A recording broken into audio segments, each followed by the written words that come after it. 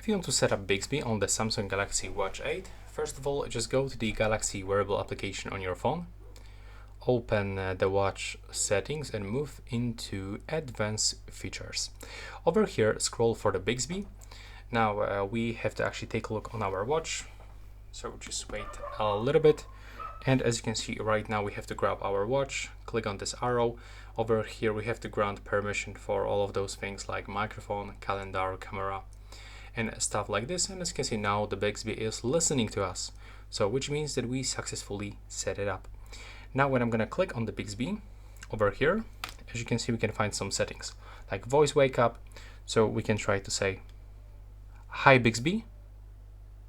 As you can see, it's popping up, but also we can say, "Hey Google," and the Google Assistant is working. So it's pretty cool that you can use two different assistants on this device.